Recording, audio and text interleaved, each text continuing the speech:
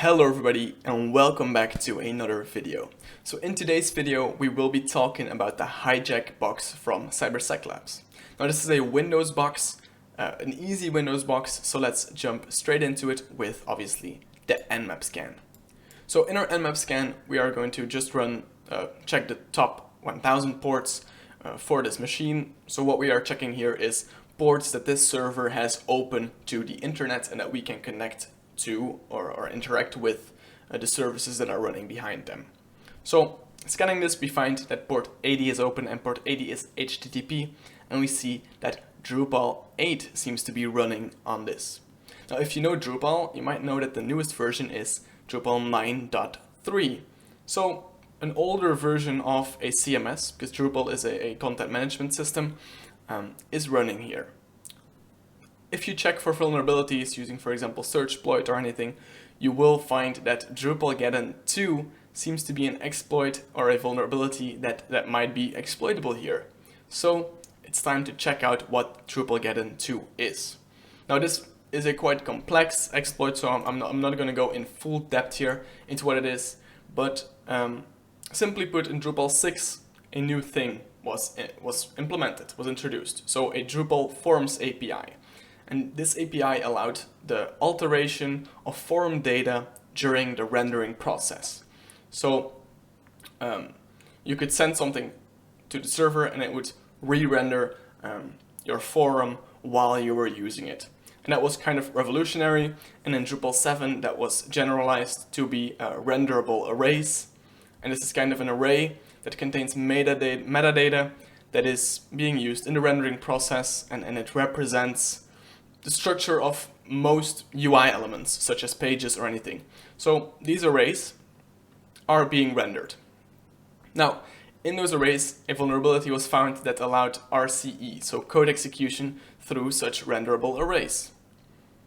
How can we exploit that? Well, first of all, we have to find a form that we can use. What is the best form to use? Obviously one that you can access while being unauthenticated. And the create new account form is just perfect for that.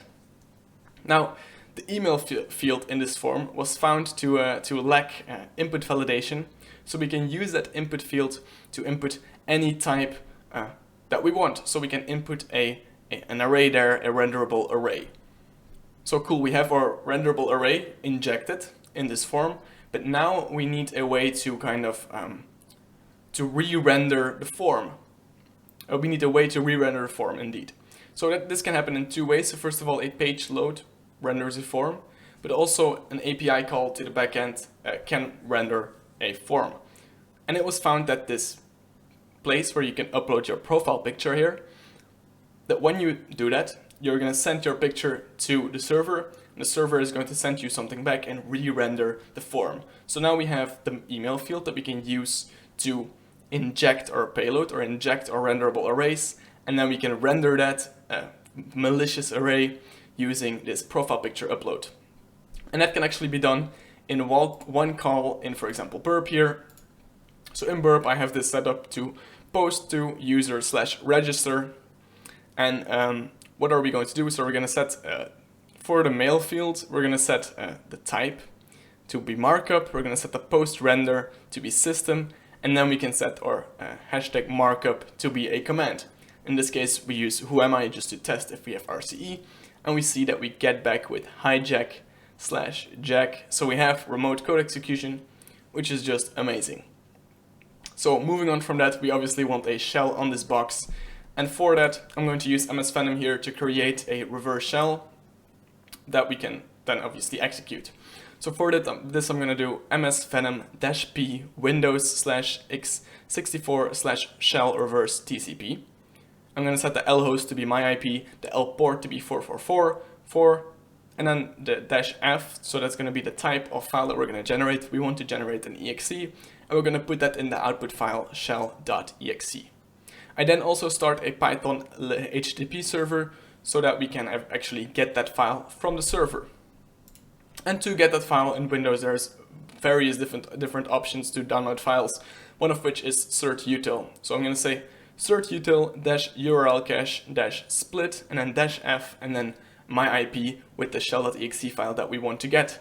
And when we execute that, we see that that completes successfully. Okay, great. Now we have the shell.exe on the server. Now the last thing that we need to do is obviously to execute it, but obviously also have a listener open on our machine. So we're going to use rlrep netcat-lnvp and then our port 4444. And when we then execute shell.exe, we actually get a shell back here. So that is how we exploited the drupalgeddon 2 vulnerability. This vulnerability is also available in Metasploit, where you can really get a shell super easily. But obviously, in these videos, we want to go a little further. We don't need to go into full depth, but a little further than just running Metasploit, obviously. So now let's see if we can also get root on this machine. First thing we want to do as Jack is run WinPiece. So again, using certutil, you can upload WinPiece to the box and run it. And when you run it, you will see that under installed applications, it will find this application Hijack, where we have write permissions to write in their libraries folder. We also see there's a custom.dll in that folder. Now, this program Hijack will most likely be using this custom.dll to do something. And in my mind, I already get thinking, well, this might be a DLL hijacking situation, because we have write permission in that folder, in that directory. So if we upload our malicious custom.dll and overwrite the one that's currently there, we might be able to run that service or run this application and get code execution. So that's the initial idea. However, there's still a lot of unknowns. First of all, is there a service Hijack? And can we start that service? Because if we don't know how to start this application, then obviously there's no point in doing a DLL hijacking. For that, we are going to run sc query x, and that's going to list all of the different services that are available. I have some more things behind this command, just to filter out a lot of the data, because it prints a lot of data. But here you can see that there is a service named Hijack. So okay, next up, can we start this service? So for that, I'm going to use sc show hijack. That's going to show us all of the permissions. But you can see that this shows a very strange string that doesn't really seem to be anything. But this is actually a security descriptor, or in the SDDL format. So that's a security descriptor definition language. And it starts here with D, which stands for the DACL, so the discretionary,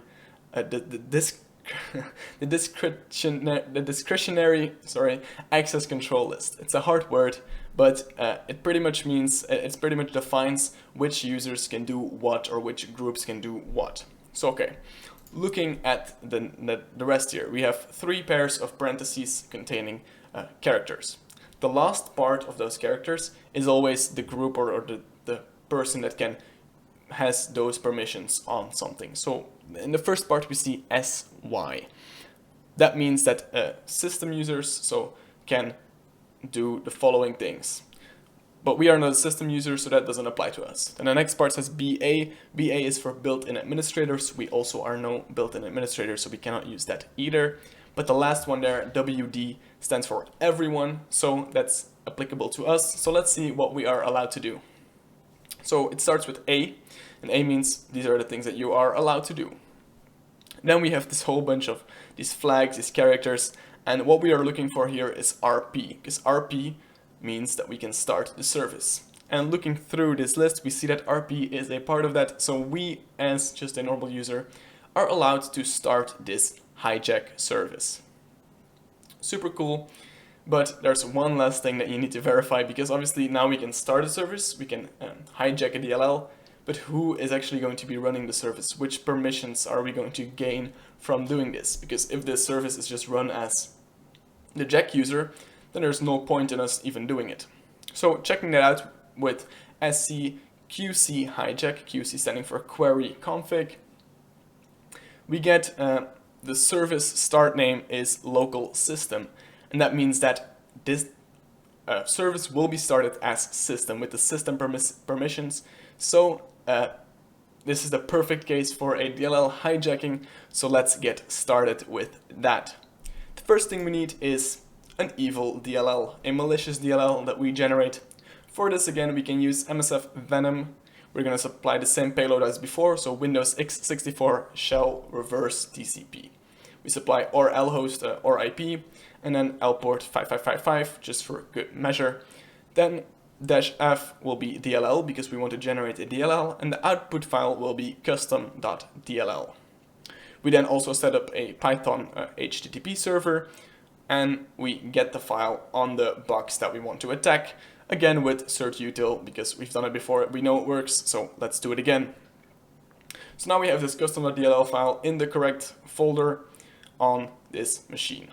There's only one step left, and that is to start a listener on our local machine with rlrep netget-lnvp 5555, and now we can start this service and see if it works. So we start the service using net start hijack. We see that the service is not responding to the control function and errors out. And that's normal because obviously we replaced a DLL that is normally supposed to do something, so it's normal that it fails. However, our DLL still got run, and we see that we get a connection back to our listener. And if we say who am I, then we see that we are anti-authority system. So we have now fully pounded this box and done a DLL hijacking. I hope you enjoyed this video. I hope to see you back for another video. Check out CyberSecLabs if you haven't already, and I'll see you back for another one. Take care.